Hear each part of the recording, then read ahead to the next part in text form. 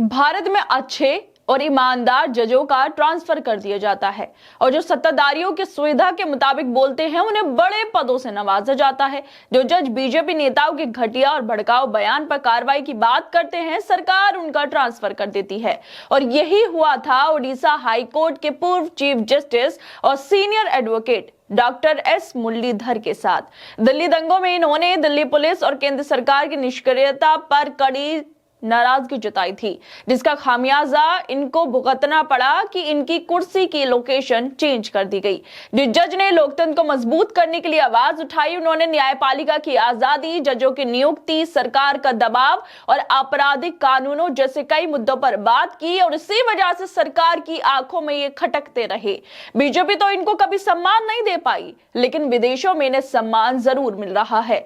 जिस फिलिस्तीन के मुद्दे पर बीजेपी खामोश रहती है और बीजेपी के समर्थक गाजा में नरसंहार करने वाले इजराइल का साथ देते हैं, उसे फिलिस्तीन को लेकर अब ओडिशा हाई कोर्ट के पूर्व चीफ जस्टिस और सीनियर एडवोकेट मुरलीधर को पूर्वी यरूशलेम और इजराइल समेत कब्जे वाले फिलिस्तीनी इलाके पर United Nation independent international commission of inquiry का चेयरमैन बनाया गया।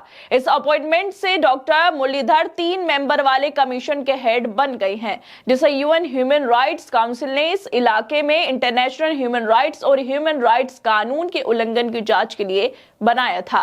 लाइव लोग की खबर के अनुसार ये ब्राजील के एक्सपर्ट पाउलो सर्जियो की जगह लेंगे। कमीशन के काम में सभी कथित उल्लंघनों की जांच करना, जिम्मेदार लोगों की पहचान करना और पीड़ितों के लिए जवाबदेही और न्याय पक्का करने के लिए सुझाव देना शामिल है।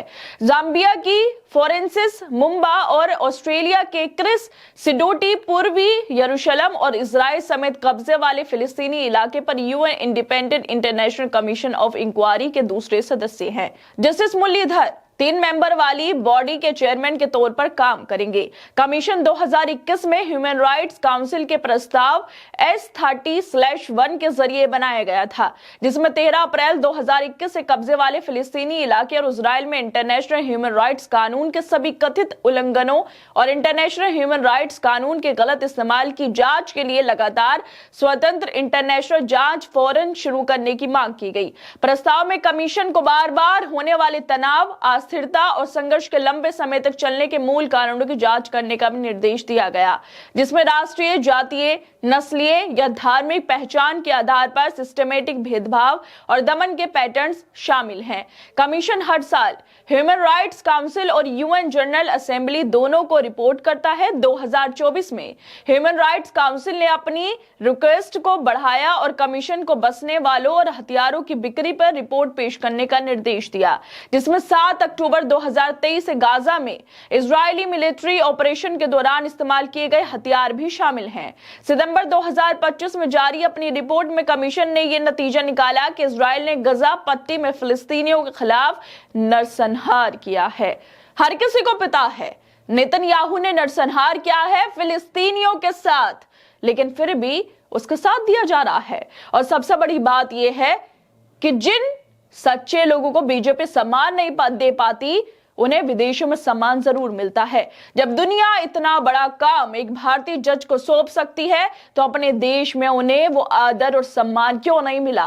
क्या इसलिए कि उनकी आवाज सत्ता को असहज करती थी, या इसलिए कि उन्होंने न्याय को राजनीति से ऊपर रखा? और अब जिस तरह से उन्हें यूएन में जगह दी गई है, इतनी बड़ी पोस्ट पर उनको रखा गया है, वो पोस्ट मिल गई है, उसको लेकर पत्रकार मुकेश कुमार लिखते हैं, एक सम्मानित जज को भारत सरकार तो सम्मान नहीं दे सकी, मगर अंतरराष्ट्रीय स्तर पर उसकी योग्यता और अनुभव को पहचानते हुए उन्हें बड़ी जिम्मेदारी दी गई।